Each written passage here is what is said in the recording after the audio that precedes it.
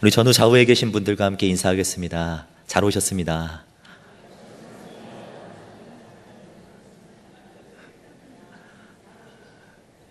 식사 후 예배라 졸리실 수도 있을 것 같다는 생각에 제가 멋진 사진 몇 장 보여드리고 설교를 시작하려고 합니다.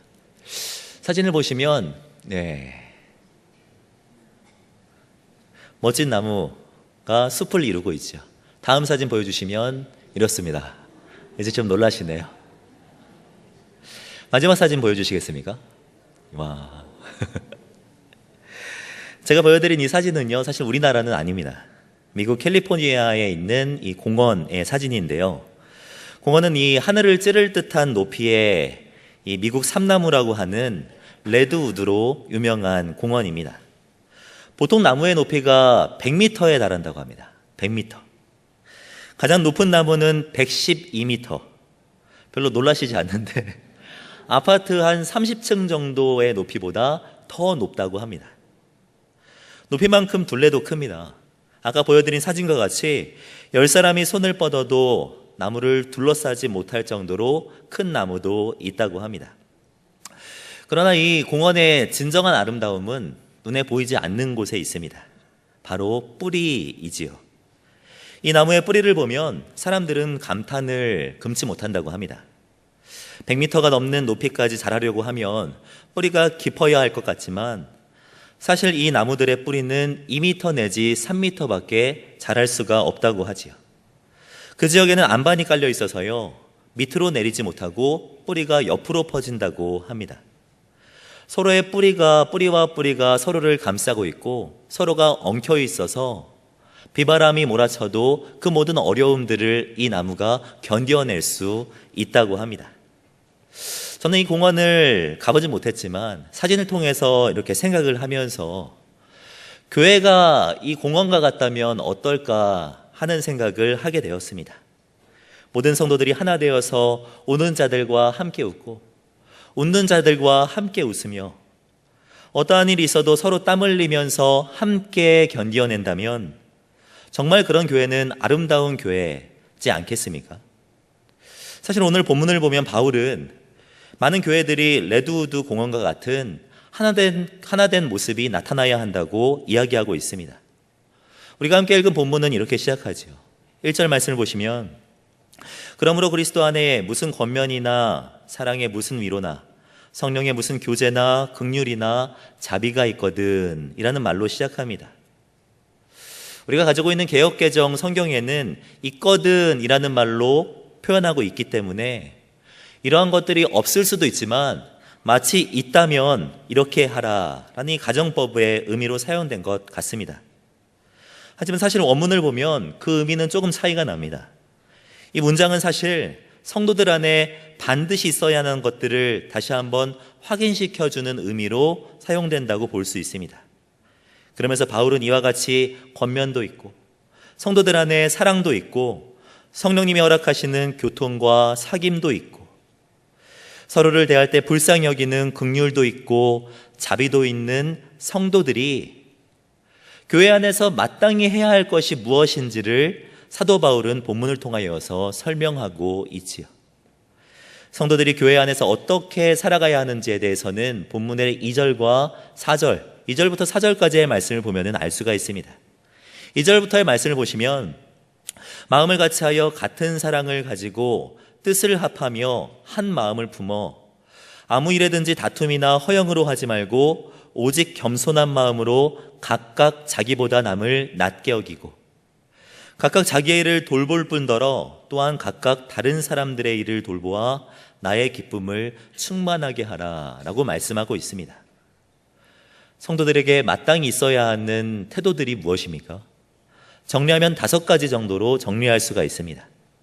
같은 생각을 품고 같은 사랑을 나타내는 것, 뜻을 합하여 한 마음을 품는 것, 아무 일에든지 다툼이나 허영으로 하지 않는 것, 오직 겸손한 마음으로 각각 자기보다 다른 사람들을 낫다고 생각하는 것, 그리고 각각 자기 일을 돌볼 뿐더러 또한 각각 다른 사람들의 일까지 돌보아 주는 것. 이 5가지의 모습이 교회 안에는 나타나야 한다고 사도 바울은 이야기하고 있는 것입니다. 한마디로 정리하면 이렇게 정리할 수가 있죠.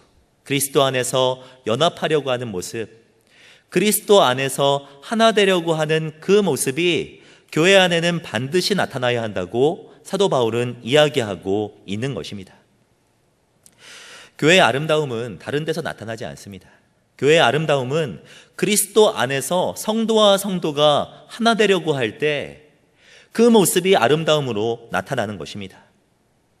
성경에서 성도의 연합은 결코 선택사항이 아닙니다. 성도라면 주 안에서 하나 되기 위하여서 누구나 힘써야 한다고 성경은 이야기하고 있습니다. 잠언의 18장 1절 말씀을 보면은 이렇게 말씀하죠.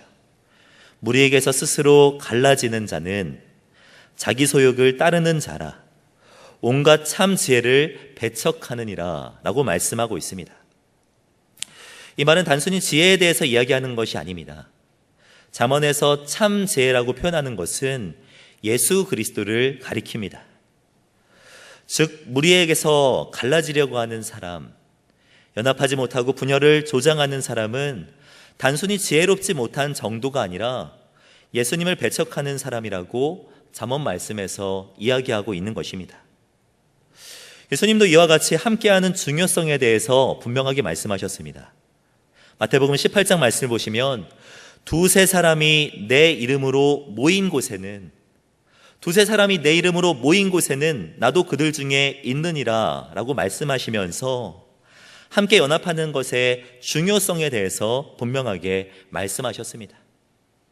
또한 히브리서 말씀을 보면 마지막 날이 올수록 사람들은 모이기를 패한다고 말을 하고 있는데 성도들이라면 모이기를 패하는 사람들의 습관처럼 하지 말고 더불어 모이기 힘쓰며 연합하고 하나 되어야 한다고 분명하게 말씀하고 있습니다.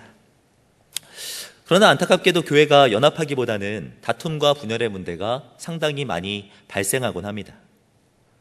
오늘 본문의 배경이 되는 빌립보 교회 안에도 다툼과 갈등이 있었습니다. 빌립보 교회는 크게 흠잡을 데가 없는 아주 우수한 교회였습니다. 1장 말씀을 보시면 빌립보 교회는 바울의 기쁨이 되는 교회였고 첫날부터 이제까지 복음을 위하여 참여하는 선교적인 교회였다고 이야기하고 있습니다. 그러나 그러한 빌립보 교회에도 마치 고린도 교회가 바울파, 베드로파, 아볼로파 이렇게 당파 싸움을 했던 것처럼 빌립보 교회에도 마음이 나눠지는 일이 나타났던 것이죠. 빌립보서 4장 2절에서 바울이 유오디아와 순두계에게 같은 마음을 품으라고 권면하는 것을 보면 유오디아와 순두계를 따르는 물리들로 갈라져 있던 것을 우리는 예상해 볼 수가 있습니다. 이런 다툼의 문제는 빌립보 교회만의 문제는 아닙니다. 한국 교회의 역사를 보아도 다툼과 분열이 상당히 많았던 것을 볼 수가 있습니다. 한국 교회사의 권위자인 이 총신대학교의 박용규 교수님의 말을 이렇게 빌리면 한국교회사의 적지 않은 부분을 이 분열의 시기라고 이야기하는 것을 볼 수가 있습니다.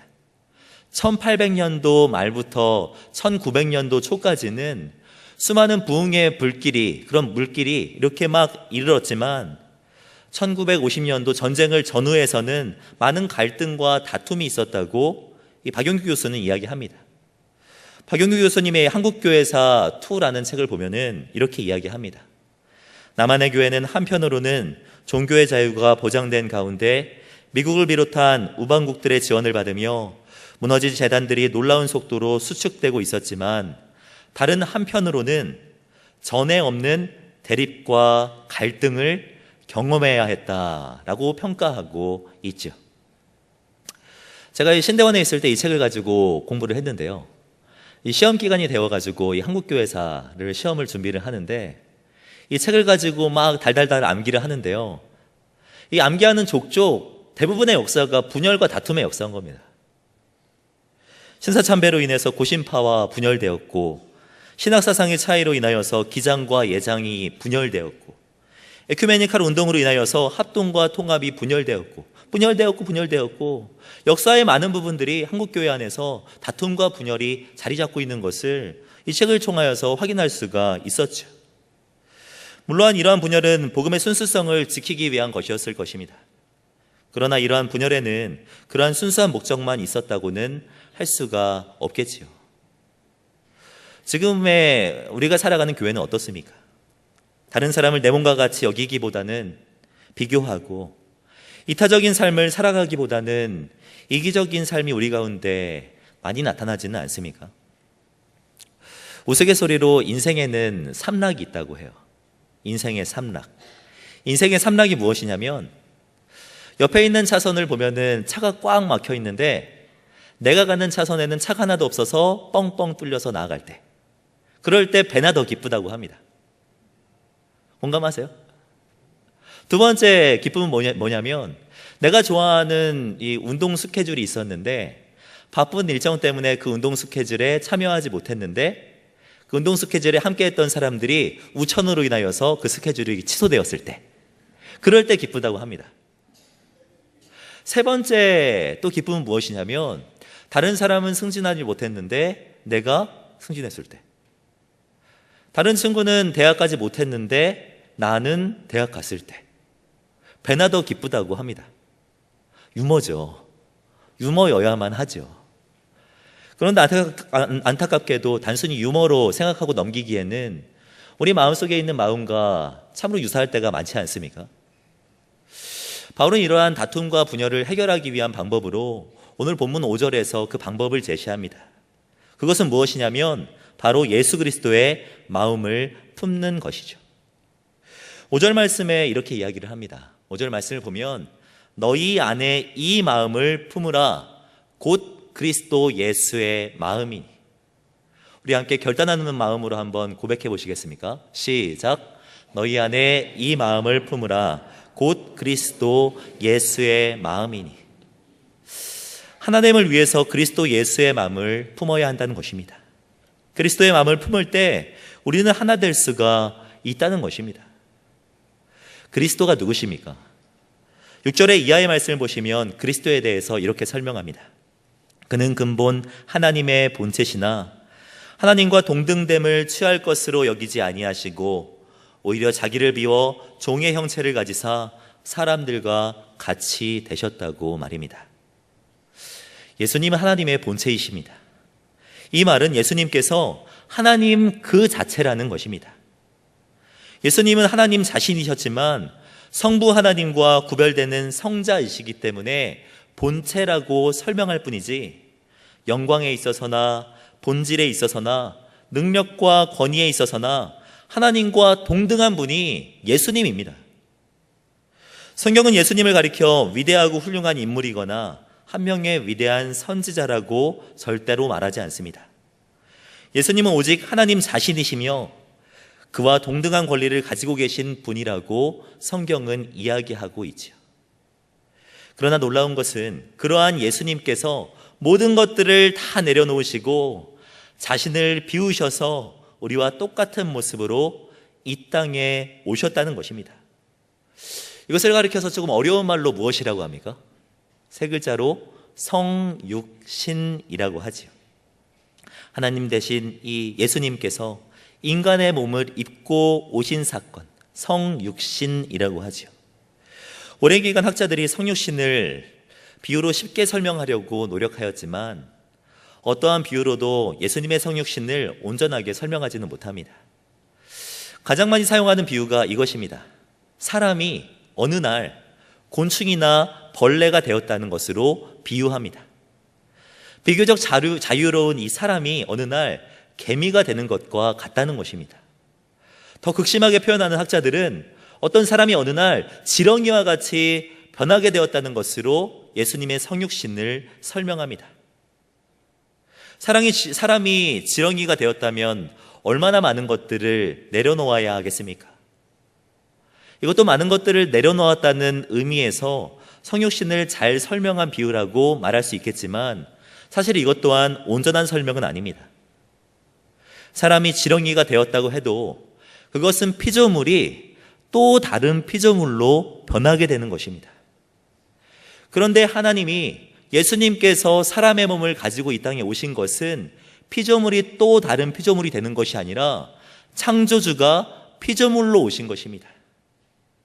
창조주가 피조물로 오신 것. 세상의 어떤 것과도 비교할 수 없는 포기이며 내려놓음인 것이죠. 또한 예수님은 이 땅에 내려오셔서 사시되 종으로 이 땅에서 사셨습니다. 왕궁의 왕으로 오셔도 충분하지 못할 텐데 마구간에서 태어나셨습니다. 그리고 이 땅에서 사시면서 단 한 번도 높임받기를 원하지 않으셨습니다. 그리고 이 땅에서 섬김을 받으시며 사신 것이 아니라 종으로 그의 삶을 살아내셨죠. 예수님의 이 땅에서 어떻게 사셨는지를 잘 설명하는 말씀이 요한복음 말씀에 있습니다. 요한복음 말씀을 보시면 예수님께서 식사 자리에서 박차고 일어나셔서 제자들의 발을 씻어주신 사건이 있는데요. 사실 그 당시의 문화적 배경을 보면 누군가의 발을 씻어주는 것은 그 당시 집에서 살고 있었던 하인이나 종들이 하는 행위였습니다. 그러나 예수님께서 그 일들을 감당하신 것이죠. 이 땅을 사시면서 종이 되어서 제자들과 영혼들을 섬기신 분이 우리 예수님이신 것입니다. 뿐만 아니라 예수님께서 하신 결정적인 사건이 무엇입니까? 바로 십자가의 사건이지요.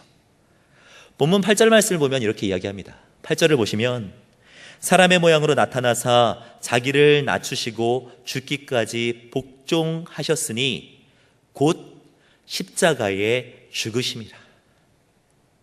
예수님의 십자가는 저주였습니다. 예수님의 십자가는 형벌이었으며 치욕이었습니다. 그러나 예수님께서는 묵묵히 그 길을 가셨습니다.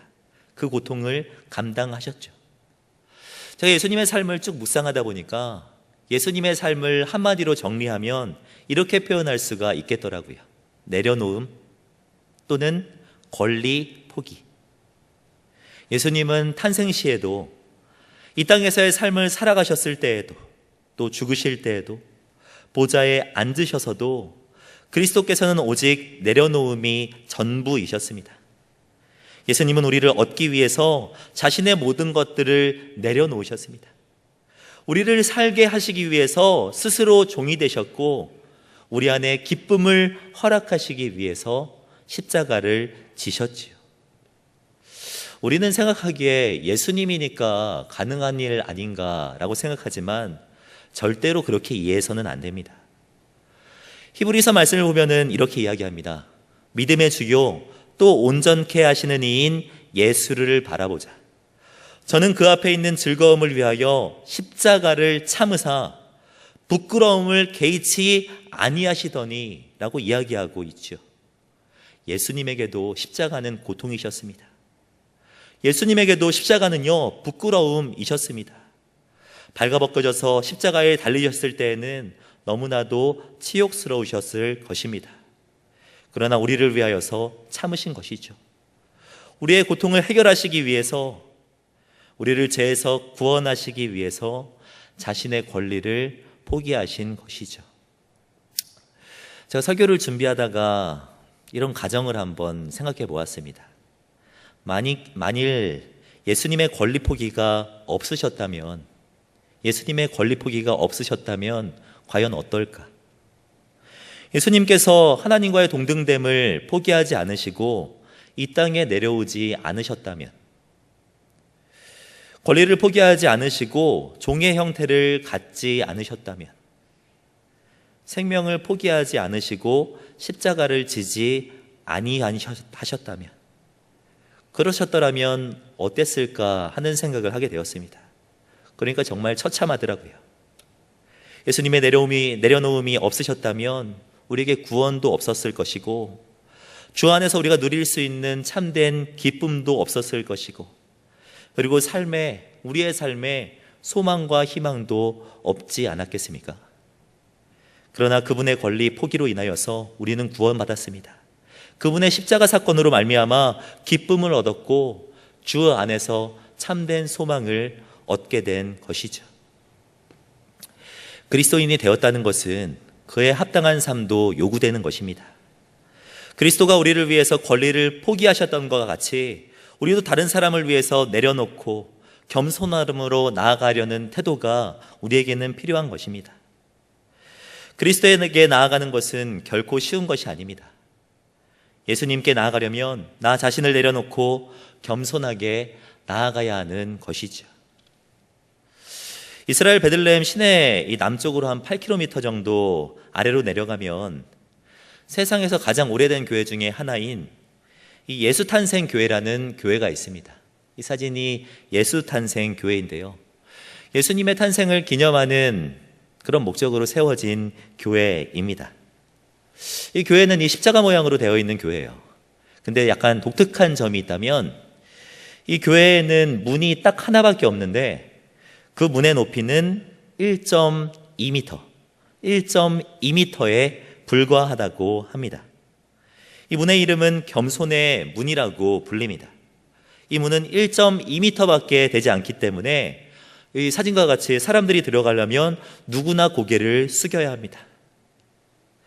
미국의 전 대통령인 이 오바마 대통령이 이 교회에 방문해서 화제가 되었는데요. 오바마 대통령도 예외 없이 이 문을 통과하기 위해서는 고개를 숙여야 했습니다. 자신의 허리를 굽혀야 했지요. 이것이 우리에게 주는 메시지가 무엇입니까? 예수님에게 나아가기 위해서는 자신의 것들을 내려놓아야 한다는 것입니다. 육신의 몸을 입으시고 이 땅에 오신 예수님 앞으로 우리가 나아가기 위해서는 우리는 겸손함을 갖추고 나아가야 한다는 것입니다. 누구든지 예수님께 나아가기 위해서는 자신을 내려놓고 자신을 낮추고 겸손함으로 하나님 앞으로 나아가야 하는 그 필요성이 있다는 것이죠. 사랑하는 성도 여러분, 예수 그리스도의 사람이라면 반드시 삶 속에서 겸손함과 권리 포기가 나타나야 합니다. 조나단 에드워즈라고 하는 이 유명한 이 신학자가 쓴 신앙 감정론이라는 책이 있는데요. 이 책을 보면은 자신 안에 있는 신앙이 참인지 아닌지를 구분해주는 그런 조건들을 설명해주고 있습니다. 그 조건들을 보면 하나님의 하나님 되심에 대한 인식이 있으면 참 신앙이라고 말을 합니다. 진리에 대한 깊은 확신이 있으면, 그리스도의 성품을 닮아가려고 하는 그런 모습이 나타나면, 그리고 하나님을 두려워하고 경외하려는 모습이 성도들 안에 나타나면 성도들 안에 있는 그 신앙은 참된 신앙이라고 이야기하는 것입니다. 그러면서 여섯 번째로 제시하는 조건이 무엇이냐면 그것은 바로 자신의 것을 내려놓으려는 마음, 즉 겸손이라고 에드워드는 이야기하죠. 그는 이렇게 말을 합니다. 은혜로운 감정은 복음적인 겸손을 동반한다. 쉽게 설명하면 참 신앙인이라면 삶 가운데 겸손의 모습이 나타나야 한다는 것입니다.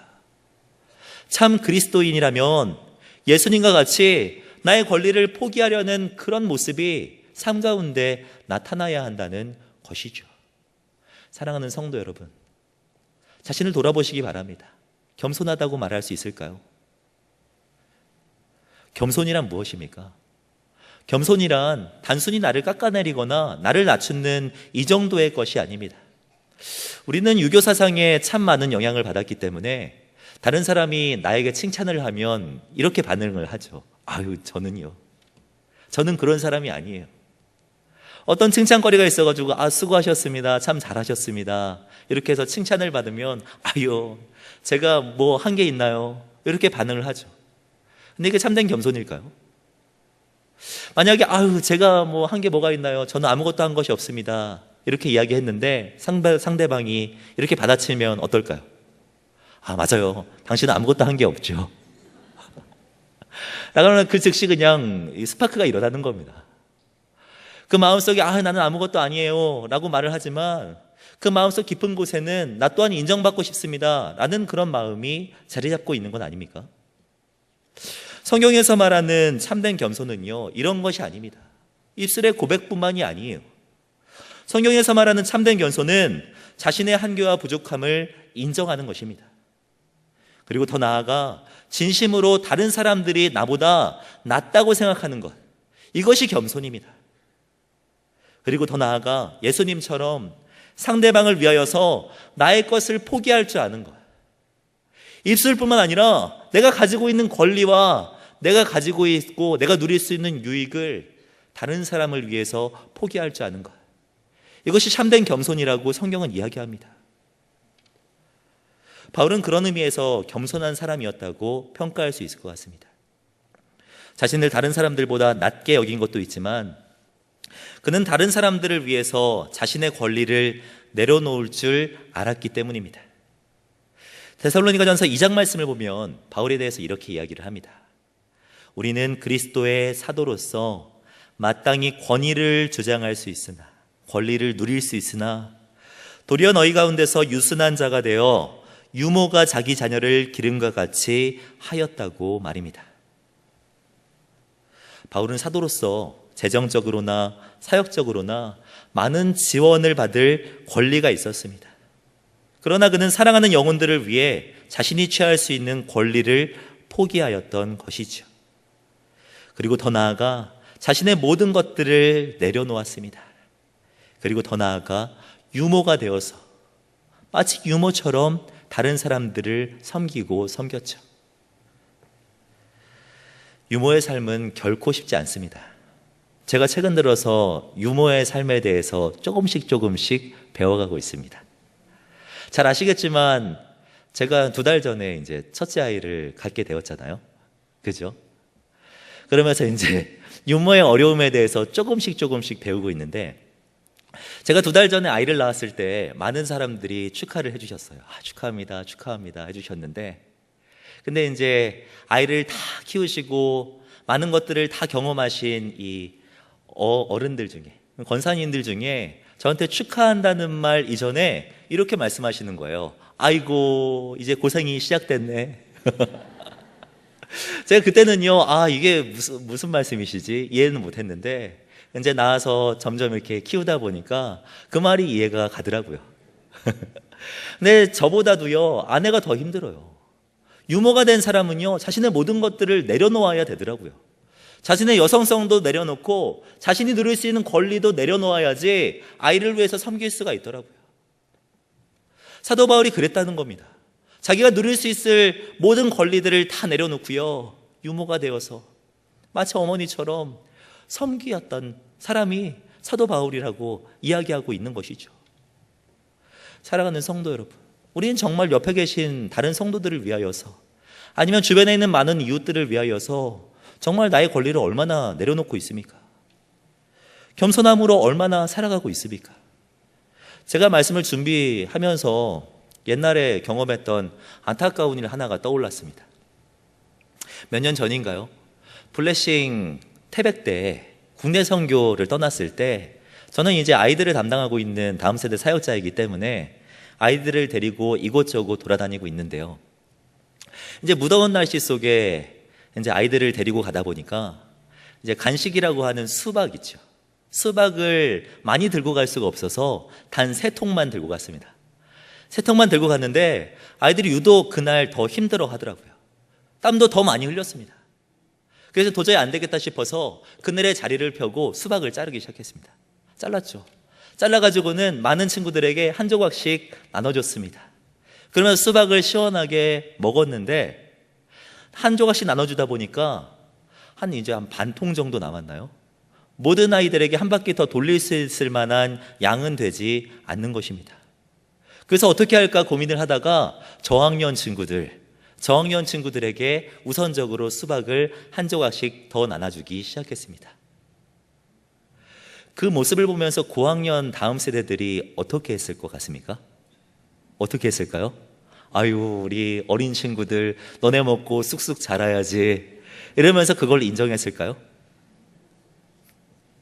제가 정말 그때 그 경험을 잊지를 못합니다. 교회 안에서 많은 성경 교육을 받고 예수님의 제자가 되기 위해서 교육을 받았던 그 친구들이요, 어떻게 그렇게 변할 수가 있는지, 어떻게 쟤네들만 한 조각씩 더 줄 수가 있냐고.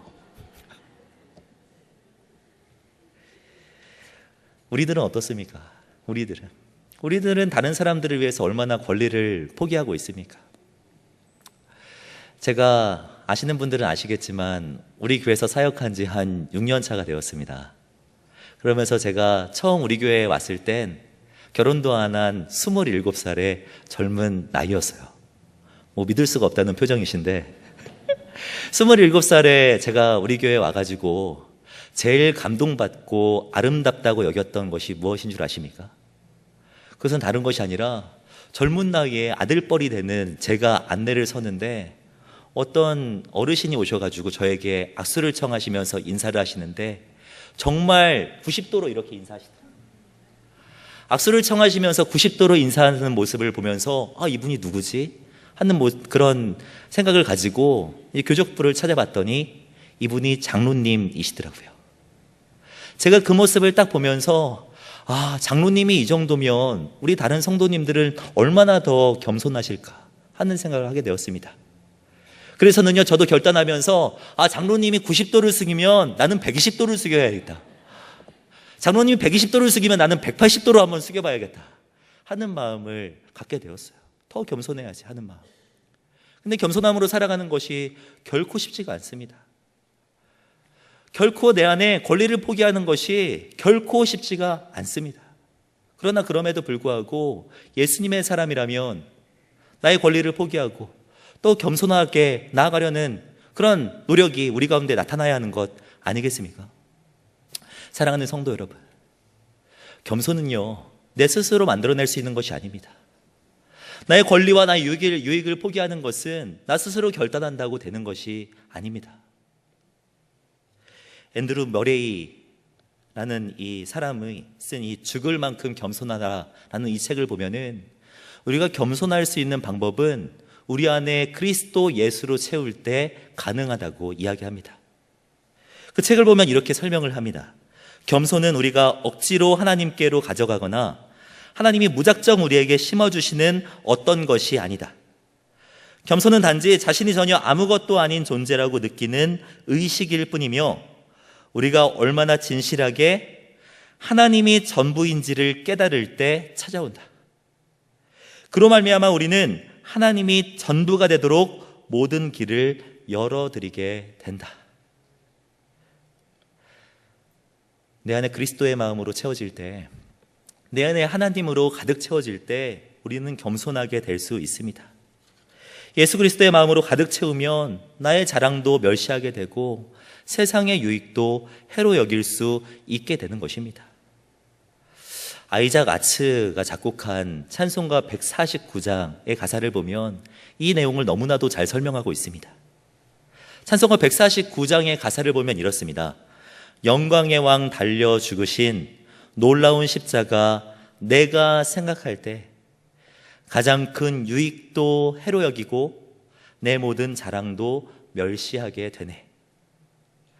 지금 우리가 가지고 있는 새 찬송가 버전으로 바꾸면 가사가 이렇습니다. 주 달려 죽은 십자가 우리가 생각할 때 세상에 속한 욕심을 헛된 줄 알고 버리네. 그리스도의 마음을 품으면 욕심, 자랑, 자존심까지도 내려놓을 수 있습니다. 주님으로 가득 채워지면 겸손함으로 우리도 살아갈 수 있습니다. 사랑하는 성도 여러분, 무엇으로 우리의 아름다움을 나타내야 하겠습니까? 그리스도의 마음으로 가득 차 다른 사람보다 내가 더 겸손하려고 노력하는 그런 모습을 보여주시기 바랍니다. 다른 사람을 위해 나의 권리를 내려놓고 그런 섬기는 모습으로 아름다움을 나타내 주시기를 바랍니다. 그러므로 하나님이 기뻐하시는 교회, 세상에 정말 소망이 되는 그런 아름다운 교회로 세워져가는 그런 성도님들과 교회가 되기를 주님의 이름으로 축복합니다. 기도하겠습니다. 사랑하는 하나님, 감사합니다. 우리를 위해 모든 권리를 내려놓으시고 십자가 지시기까지 낮아지신 주님을 찬양하며 나아갑니다. 주님의 사람으로, 그리스도의 사람으로, 예수님과 같이 겸손함으로 나아가는 우리들이 되게 하여 주시옵소서. 나보다 다른 사람을 낮게 여기고 그들을 위해 나의 것을 내어드릴 수 있는 참된 겸손을 허락하여 주시옵소서. 사랑하는 주님, 우리의 힘으로는 어렵습니다. 내 안에 있는 자기중심적인 마음을 내려놓고 오직 그리스도 예수의 마음으로 가득 채워지게 하여 주셔서 예수 그리스도의 아름다움을 세상 가운데 마음껏 선포할 수 있는 아름다운 교회, 그런 아름다운 성도가 되게 하여 주시옵소서. 이렇게 인도하실 주님을 기대하오며 살아가신 주 예수 그리스도의 이름으로 감사하며 기도드립니다. 아멘.